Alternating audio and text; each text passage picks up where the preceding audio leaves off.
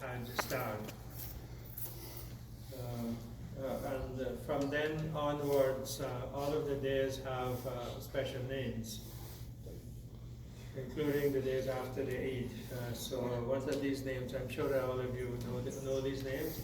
The 8th of Zilhajja, which will be tomorrow, and then the other day. So tomorrow, the 8th of Zilhajja, what's the name? Tarwiyah. Tarwiyah, Yawm Tarwiyah, Yawm Tarwiyah. What's the meaning of that? What's the meaning of Tarwiyah? It has the meaning of irrigation, to irrigate and to give water. And perhaps it's not certain why the name is there, but it is very likely because water was very scarce. And when people came together, for that's the day when they would come together in Mina, they would go to Mina from wherever they are, and they would start staying at Mina and start the acts of the Hajj, which include the Talbiyah and so on. And they would be making dua, reciting Quran, doing azkar, whatever it is, right, during that day, for the entire day until it is the next day. Perhaps because of the heat of the place and so on, they need water. So Yawm Tarwiyah, the day of watering, when you give water to each other. What's the name of the next day? The 9th of Zilhajja, everybody knows that. Yawm Arafah. Yawm Arafah, what's the meaning of Arafah? Why is it called Yawm Arafah? Various explanations are given, and well, nothing is certain, but various explanations are given. One of it is that the word Arafah comes from the word Ta'aruf. Ta'aruf is knowing one another, becoming familiar with each other.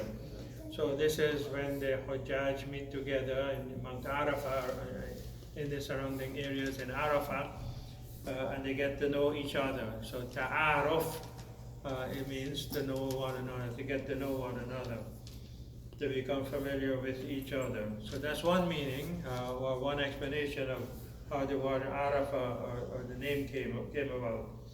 Another explanation is i'tiraf. It comes from the word i'tiraf. I'tiraf means like confession, admitting something, right? So here, when the Hujjaj are there, they admit their sins to Allah subhanahu wa ta'ala, make dua for forgiveness and so on. So i'tiraf al-dhunub, admitting your sins and asking for forgiveness and so on. So i'tiraf, from that comes the word Arafah. Another explanation is the word Araf. The word Araf means a sweet smell, so probably it came from that. Another explanation is, this is the point where Adam and Hawa, after they came down to earth, they were separated, and they didn't know where the other was. But they came together, they met each other again at that place, at Arafah. And so Arafah is where they got to, they recognized each other, that is, right? Again. So when they got to know each other or met each other again, from the same root, which means to know, Arafah meaning to know, so when, or to recognize. So when they recognized each other, it was in Arafah. And another explanation says that Jibreel alayhi salam, when he came to Ibrahim alayhi salam to show him the mashahid, all of the places of the Hajj, he was saying, Arafta, do you recognize this? Arafta, do you know? Have you learned? And Ibrahim alayhi salam would reply, Araftu, I know, I understand. So from this comes the word Arafah. Arafta, do you know? Do you see? Araftu, I know, I see, I understand, and so on. So these are various explanations, but nothing is definite. The word Arafat is also used, and it's used in the Quran. In Surah Al-Baqarah, Allah subhanahu wa ta'ala says, فَإِذَا أَفَضْتُم مِّنْ عَرَفَاتٍ فَاذْكُرُوا اللَّهَ. When you come down from Arafat. So when you leave Arafat and you go to Muzdalifah, so the word Arafat is also used, right, for a place. You know, Yawm Arafah is the name of the day. And then the day after that, what is the name of the day after that? Yawm al-Nahr. Yawm al-Nahr, the day of the slaughtering of the animal. Nahr specifically refers to the slaughtering of the camel. The camel is slaughtered in a special way, unlike the other animals. The other animals are thrown down on their sides and then the neck is cut. But for the camel, it is slaughtered or sacrificed while standing. And there's a particular indentation in the throat here where the knife goes. It is difficult to throw the camel down on the ground, right? So this is how they do it. So the word that is used is nahar. فَصَلِّ لِرَبِّكَ وَانْحَرْ, and sacrifice. So while it refers specifically to sacrificing the camel, the scholars are explaining the word in the surah, wanhar, and sacrifice. You know, it sort of indicates any type of sacrifice. And then, so that's the 10th, Yawm al-Nahr. That's when the sacrifice starts, and it continues, of course, on the other days. So what are the other days called? 11th, 12th, and 13th of Zilhajja. Ayyam al-Tashriq. Ayyam al-Tashriq. And what's the meaning of Tashriq?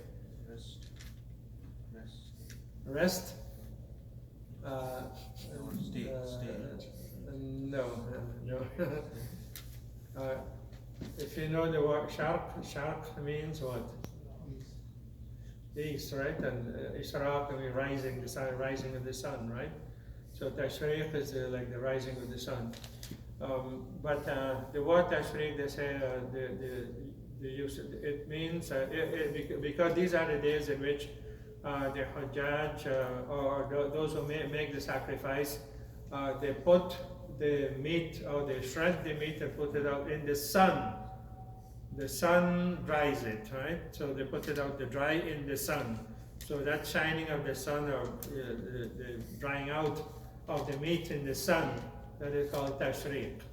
That is called Tashriq. Right? So Ayyam al-Tashriq are all of the remaining days, 11th, the 12th, and the 13th. But they also have special names to each one of them. The 11th is called Yawm al-Qarr. Yawm al-Qarr. And the other days, actually I don't have it recorded here. I can't recall exactly, but they have, the other 2 days have the same name. Qarr refers to like stability. This is when the Hajjaj are, you know, in the camp in Mina, and they're stable there and so on. And Qarr, remaining in place. So that's it, and I can't recall the other 2 names. Rather, it's one name for the remaining 2 days. So each one of them has their special name and this shows the importance of these days. One more thing, just very quickly. In Surah Al-Hajj, Allah subhanahu wa ta'ala speaks about al-ayyam al-ma'lumat, fi ayyamim ma'lumat. The remembrance of Allah subhanahu wa ta'ala in days that are ma'lumat. They are known, well-known days. Whereas in Surah Al-Baqarah, Allah subhanahu wa ta'ala says, وَاذْكُرُ اللَّهَ فِي أَيَّامٍ مَعْدُودَاتٍ.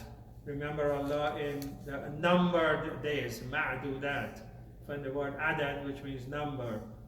So most of the scholars say that the ayyam al-ma'lumat, the well-known days, are the days leading up to the 10th of Dhul Hijjah. So those are the days of the Hajj. even the days before that, all of the 10 days, from the 1st of the Zilhajja onwards until the 10th, those are al-ayyam al-ma'lumat.